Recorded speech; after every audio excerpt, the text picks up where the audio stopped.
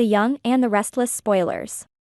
Adam Newman and Chelsea Lawson were brimming with anticipation for their upcoming visit with their son, Connor. The two had been video calling frequently, trying to bridge the physical gap with digital connections. Their hearts ached to be together as a family again, and they eagerly awaited each call with Connor. In their latest video call, Connor appeared with a small, weary smile that instantly warmed their hearts. Despite the distance, the bond between them was palpable. Connor, seated in his hospital room, shared a rare piece of good news.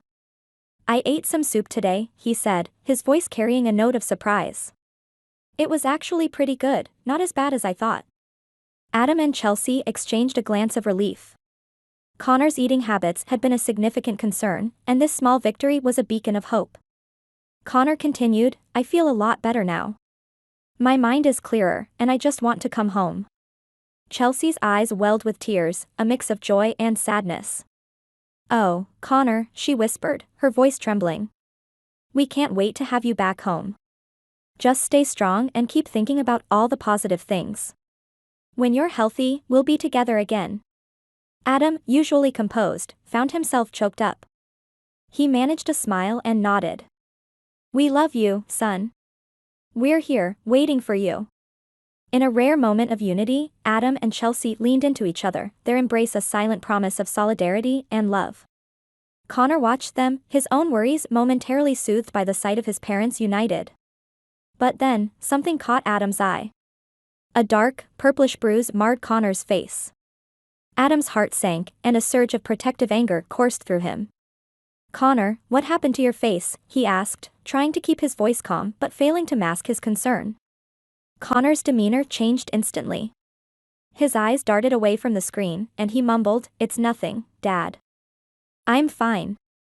Before they could press him further, he abruptly ended the call, leaving Adam and Chelsea staring at the blank screen in shock. Panic and dread filled the room. Adam's fists clenched, and he stood up, pacing. "What's happening to our son, Chelsea? Who did this to him?" Chelsea, still reeling from the abrupt end to their call, tried to think rationally. "We don't know for sure. Connor has been struggling with his mental health. It could be self-inflicted." The possibility was a knife to her heart, but they had to consider it. Adam shook his head, his mind racing with worst-case scenarios. "I'm going to the hospital," he declared. "I need to find out what's going on. I can't just sit here." Chelsea grabbed his arm, her eyes pleading. "Adam, please. If you go there angry, it could scare Connor even more. We need to stay calm and find out the truth." Adam took a deep breath, struggling to rein in his emotions. "You're right," he said finally, though his voice still shook with barely controlled fury. "But I need to be there. I need to see him, talk to the doctors. We need answers." At the hospital, Adam and Chelsea were met with concerned glances from the staff. They demanded to speak with Connor's doctors, who seemed equally worried but hesitant to divulge too much without Connor's consent. Dr. Reynolds, Connor's primary physician, finally agreed to meet them. "Mr. Newman, Mrs. Lawson, I understand your concerns," he began. "Connor has been making progress, but he's still very fragile. We're monitoring him closely." Adam cut in, his frustration evident.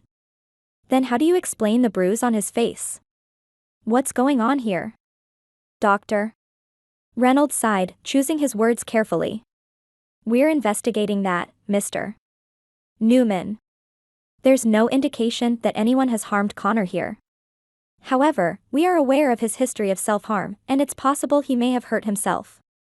Chelsea's eyes filled with tears again, and she clung to Adam's arm.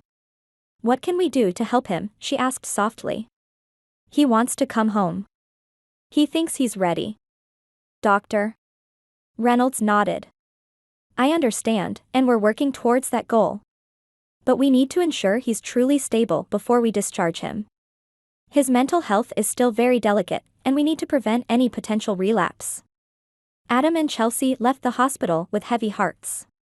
The visit had provided some answers but left many questions unresolved. They drove back in silence, each lost in their thoughts, grappling with their fears and hopes for their son. In the days that followed, they continued their video calls with Connor, trying to maintain a semblance of normalcy and support. They avoided pressing him about the bruise, focusing instead on positive conversations and encouragement. Slowly, Connor began to open up more, sharing little victories and moments of clarity.